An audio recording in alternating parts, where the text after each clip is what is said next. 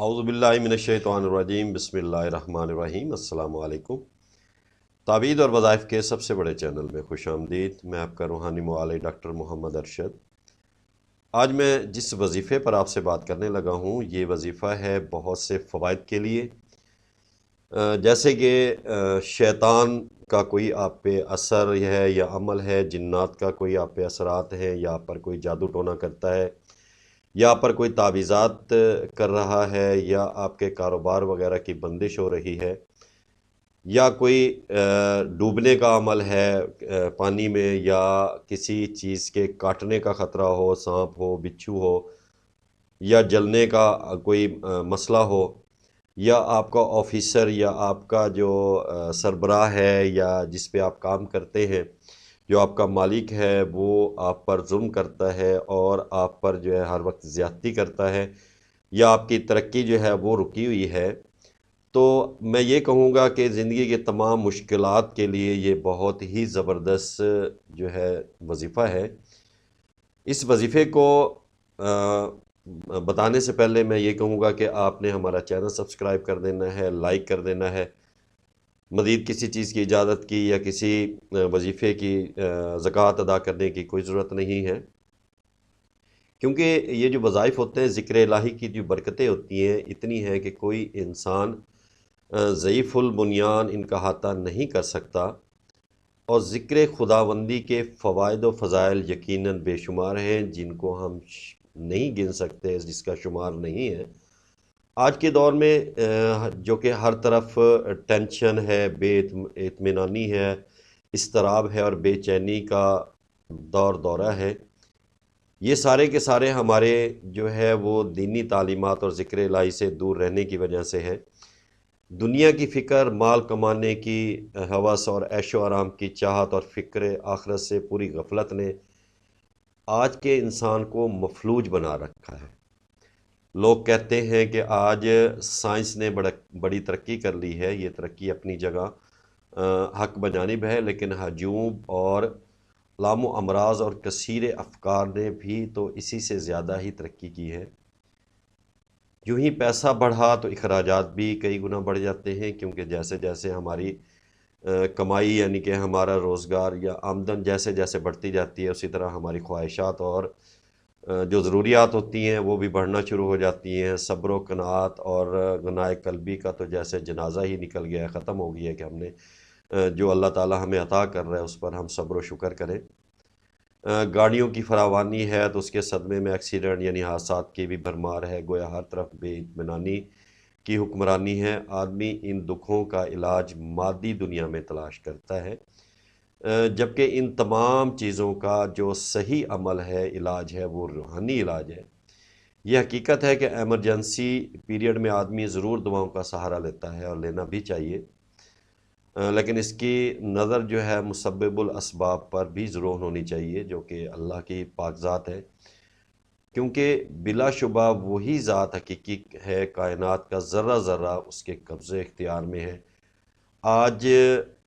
ہم جو دیکھ رہے ہیں، جب کوئی مریض مسلسل اور طویل علاج سے تھک ہار جاتا ہے تو کسی دعا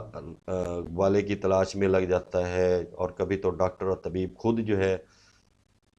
چلتا اور کبھی کہتا ہے کہ جو مرض ہے اس کا کافی زیادہ علاج ہو چکا ہے، مریض کیوں نہیں اچھا ہوتا، یہ بات سمجھ سے بالاتر ہے۔ اب ذرا دوسری طرف بھی توجہ دیجیے، یعنی کہ روحانی علاج کو بھی سہارا لیجیے، کیونکہ ہم آخر میں سوچتے ہیں کہ جب ہمارا ڈاکٹری علاج نہیں ہو رہا تو اب ہم کیا کریں جی، اللہ والے کے پاس بھی جاتے ہیں، اللہ اللہ بھی ساتھ کریں۔ تو اس لیے عصر حاضر اور اس مادیت زدہ ماحول میں آج ہر آدمی جو ہے پریشانی اور بیماریوں کے میں گھیرے ہوئے ہیں۔ ہر طرح کے سامان آسائش اور مال و دولت کی فراوانی کے باوجود ہر کوئی ایک بے رنگ اور بے سمت زندگی گزار رہا ہے۔ کسی سے پوچھئے تو اپنی منزل صرف اور صرف دنیا اور دنیا کی بہاروں کو قرار دے رہا ہے، لیکن دنیا خود اسی سے روٹھتی اور بھاگتی نظر آ رہی ہے۔ اب سوال پیدا ہوتا ہے کہ اس صورتحال میں ہم کیا کریں، کہاں جائیں؟ تو خدا کا کلام پکار پکار کر کہتا ہے کہ جس کا مفہوم ہے کہ تو اللہ کی طرف بھاگ، سورۃ الذاریات میں ہے، تو اللہ کی طرف بھاگو، بے شک میں اس کی طرف سے تمہارے لیے صحیح ڈر سنانے والا ہوں۔ تو اللہ کی طرف بھاگو، یعنی کفر سے ایمان کی طرف، غفلت سے بیداری کی طرف، گناہ سے توبہ کی طرف، اور ناراضگی سے رضا کی طرف، اور خدا کے غیر میں مشغولیت کو چھوڑ کر تعلق مائے اللہ کی طرف آ جانا چاہیے۔ خلاصہ یہ ہے کہ سب کی طرف سے منہ موڑ کر اس ایک معبود حقیقی کی طرف متوجہ ہو جاؤ، اسی کی عبادت کرو،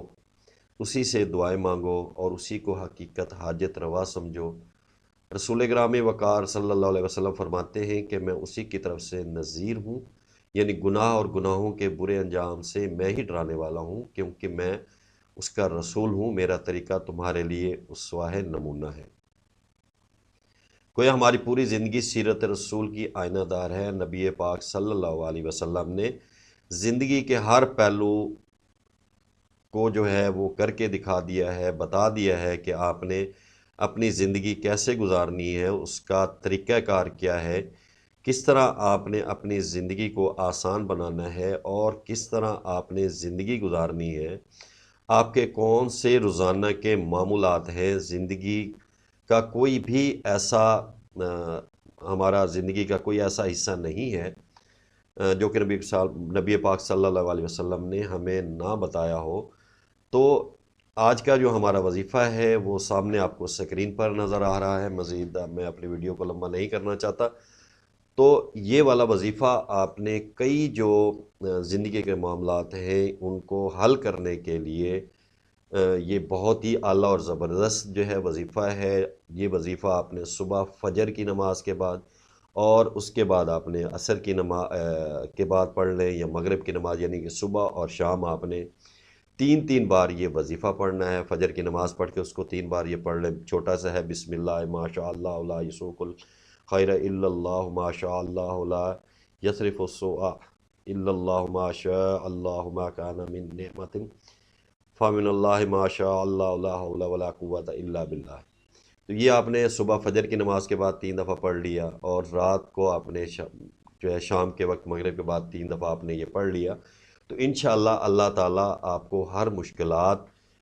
سے جو ہے وہ نکالیں گے۔ اگر آپ پر کوئی جادو ٹونے کے اثرات ہیں وہ ختم ہو جائیں گے، آپ پر کسی قسم کا کوئی جادو ٹونا اثر نہیں کرے گا۔ اس کے ساتھ ساتھ اگر کوئی نقصان دینے والے حشرات ہیں، سانپ ہے، بچھو ہے، یا کوئی جانور ہے جیسے کتا ہو سکتا ہے، شیر ہے، اس طرح کی اینی تھنگ، کوئی بھی جانور ہے، وہ آپ کو حشرات سے لے کر جانوروں تک کوئی بھی نقصان نہیں پہنچا پائے گا۔ اور اس کے ساتھ ساتھ آپ اگر پانی کے اندر ہیں یا کہیں سے گزر رہے ہیں تو پانی آپ کو نقصان نہیں پہنچا پائے گا، آگ آپ کو نقصان نہیں پہنچا پائے گی۔ اس کے علاوہ کوئی دشمن جس طرح کا مرضی وار کر لے، آپ پر کوئی اثر نہیں ہوگا، کوئی جادو ٹونا آپ پر اثر انداز نہیں ہوگا۔ اس کے علاوہ اگر آپ کا کوئی افسر حاکم جو ہے وہ ظالم ہے، آپ پر ظلم کرتا ہے، یا آپ اس کی نظر میں اچھے ملازم نہیں ہیں، تو انشاءاللہ اس کے پڑھنے سے آپ ان کی نظروں میں، بلکہ جو فرد آپ کے ارد گرد رشتہ دار ہیں، دوست ہیں، سب احبابوں کی نظر میں آپ جانب نظر بن جائیں گے، ان کے فیوریٹ پرسنالٹی بن جائیں گے۔ تو یہ چھوٹا سا ہی وظیفہ ہے، بہت آسان وظیفہ ہے۔ صبح شام آپ نے 3 بار اس کو پڑھنا ہے، تو انشاءاللہ اس کے لیے کوئی یہ نہیں ہے کہ آپ نے جگہ مقرر کرنی ہے۔ فجر کی نماز پڑھیں، چلتے پھرتے آپ اس کو 3 دفعہ پڑھ لیں، شام کو اسی طرح مغرب کی نماز پڑھیں اور چلتے پھرتے اس کو 3 دفعہ پڑھ لیں، اپنے اوپر پھونک مار لیں، انشاءاللہ اللہ تعالیٰ ضرور کرم فرماتے ہیں۔ تو اللہ کی پاک کلام سے فائدہ اٹھائیں، اللہ تعالیٰ کی پاک کلام پر یقین رکھیں، تو انشاءاللہ اللہ تعالیٰ ضرور کرم فرمائیں گے، اور فرماتے ہیں، اس میں کوئی شک نہیں ہے۔ تو آپ نے اپنی دعاؤں میں ہمیں بھی یاد رکھنا ہے، 5 وقت کی نماز کا اہتمام کرنا ہے۔ اس کے علاوہ جب آپ اس کو شروع کریں تو وقتاً فوقتاً اپنی حیثیت کے مطابق کوئی صدقہ خیرات کرتے رہیں۔ صدقہ خیرات جو ہوتا ہے وہ بلاؤں کو ٹال دیتا ہے، انسان کو کامیاب بناتا ہے، اللہ تعالیٰ سے تجارت ہو جاتی ہے۔ تو اس لیے صدقے کی طرف ضرور جایا کریں، اور بجائے کسی عاملوں کے یا ڈھونگی پیروں کے چکر میں پڑنے سے بہتر ہے اللہ تعالیٰ کی پاک کلام سے آپ جو ہے نا رجوع کریں۔ تو اللہ تعالیٰ، جب آپ اللہ تعالیٰ سے رجوع کریں گے، اللہ تعالیٰ کی پاک کلام سے رجوع کریں گے، قرآن پاک سے رجوع کریں گے، تو انشاءاللہ اللہ تعالیٰ آپ کی تمام مسائل اور پریشانیاں دور فرمائیں گے۔ کیونکہ اللہ تعالیٰ کی طرف سے پریشانی اس وقت آتی ہیں جب ہم دین سے، اللہ سے اور قرآن پاک سے دور ہوتے ہیں۔ تو اللہ تعالیٰ ہر مسلمان کو 5 وقت کی نماز پڑھنے اور دین پر عمل کرنے والا اور قرآن پاک کی تلاوت کرنے والا بنائے اور پکا سچا مسلمان بنائے۔ اپنی دعاؤں میں یاد رکھیے گا۔ السلام علیکم۔